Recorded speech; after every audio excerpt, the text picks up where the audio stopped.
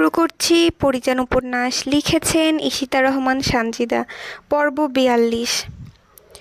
পরি শান্ত মেজাজে কবিরের গলায় ছুরি বসিয়েছে, যা কারোর মাথাতেই আসেনি, এমনকি সারেরও না। নওশাদ ভেবেছিল এত কিছু জানার পর পরি ভেঙে পড়বে, কিন্তু তার সম্পূর্ণ ভুল প্রমাণিত করে পরি নিজেকে আরও শক্তিশালী করে দাঁড় করিয়েছে।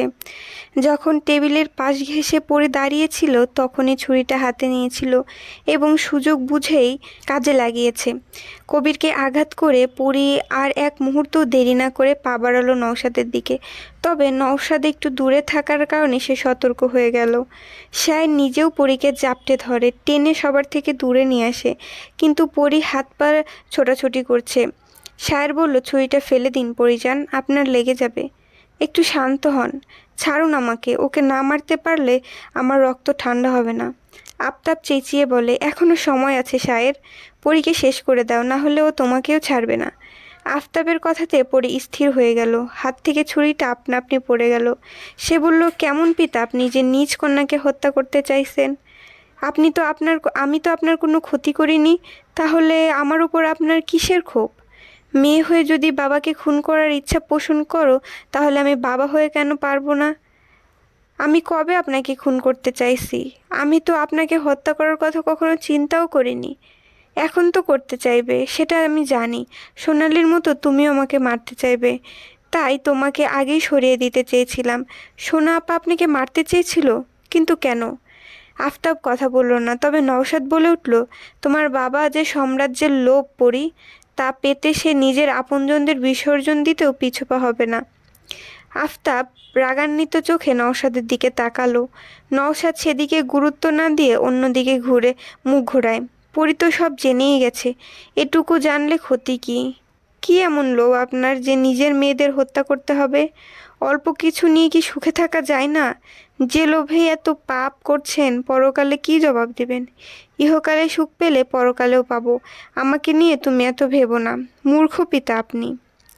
ইহকাল পরকালের আকাশ পাতাল তফাত। তবে একটা কথা শুনে রাখুন, যদি আমি বেঁচে থাকি তাহলে আপনি বাঁচবেন না। সাম্রাজ্যের লোভে আপনি আর আমার প্রতিশোধের আক্রোশ, কার জয় হয় দেখা যাবে। আমি নিশ্চিত এ যুদ্ধে আমার প্রাণ হারাবো আমি, কিন্তু রক্তারক্তি ছাড়া আমি মরব না।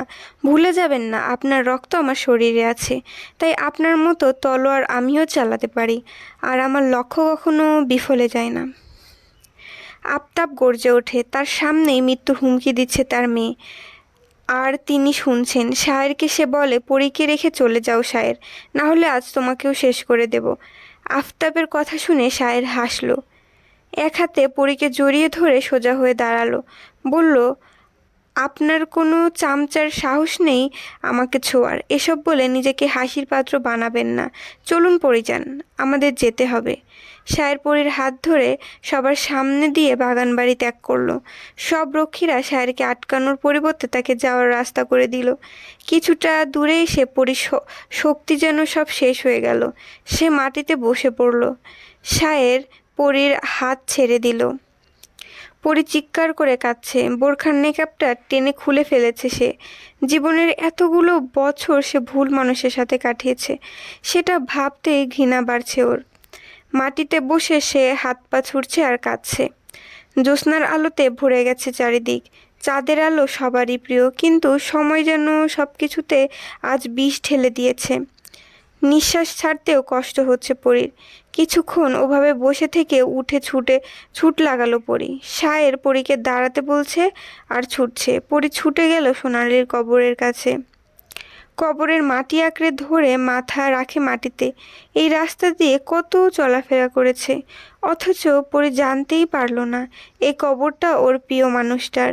রাখাল কদম গাছের সাথে হেলান দিয়ে বসেছিল। পরীকে এভাবে কাঁদতে দেখে সে হতভম্ব হয়ে গেল। হামাগুড়িতে এসে পরীর পাশে বসে ওকে দেখার চেষ্টা করে। পরী আগের মতোই কাঁদছে। রাখাল পরীকে মৃদু ধাক্কা দিতে দিতে বলে, ওই ওঠ, কান্দোস কেন তো, রানীর ঘুম ভেঙে যাইব।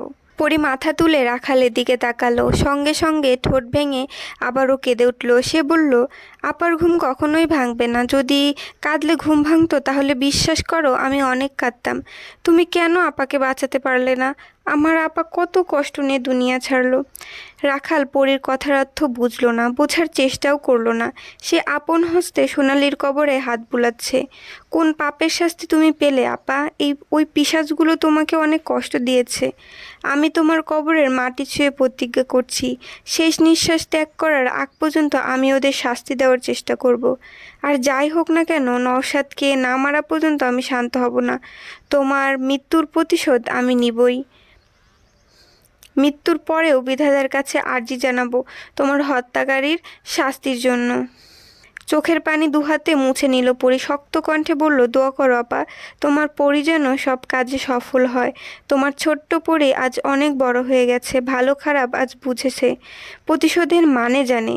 তোমার পরি কখনো ভেঙে পড়েনি, আর ভাঙবেও না। তোমার পরি হাসতে হাসতে মৃত্যুকে বরণ করে নেবে।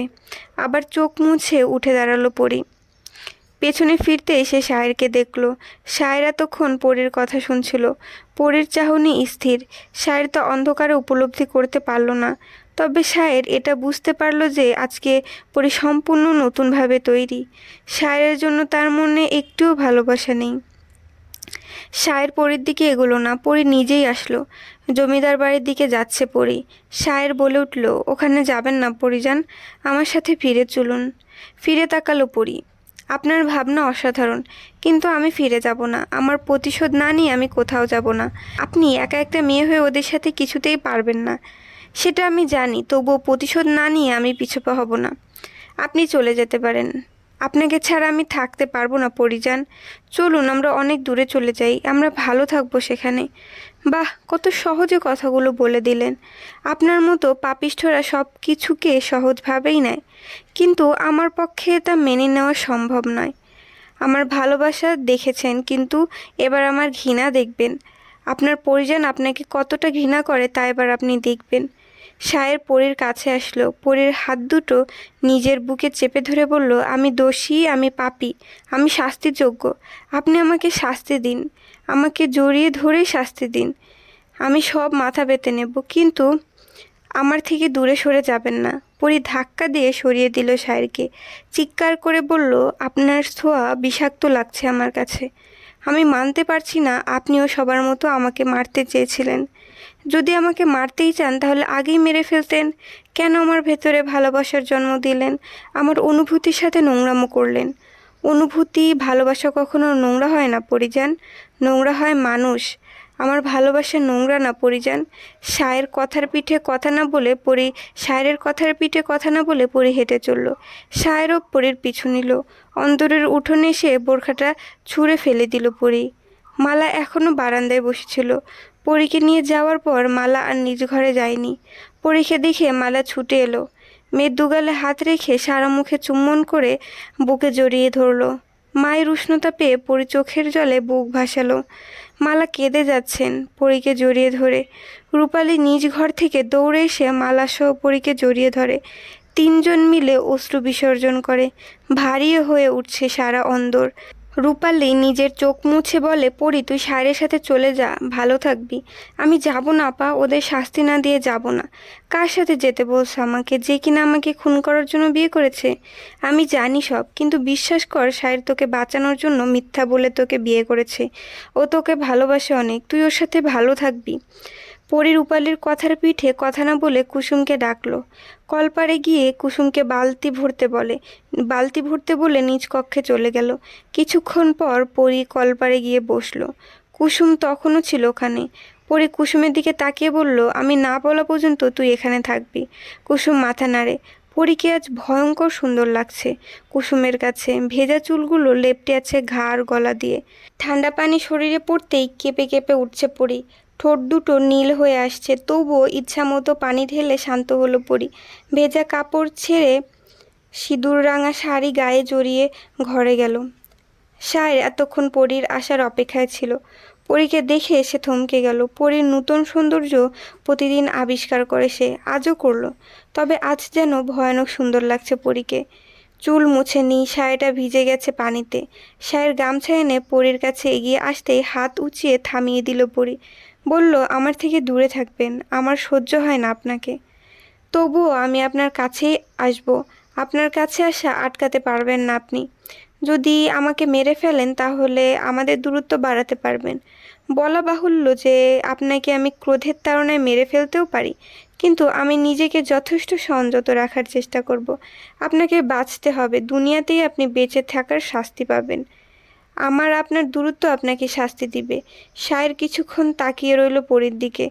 কোনো ভালোবাসা নেই আজকে পরীর মাঝে, পাপ সব কিছু দিয়ে আবার কেড়ে নেয়। সায়ের আজকে তার প্রমাণ পেল, কাছ থেকেও আজ পরী যেন অনেক দূরে। সায়ের জানে না আদৌ কোনো দিন এই দূরত্ব মিটবে কিনা।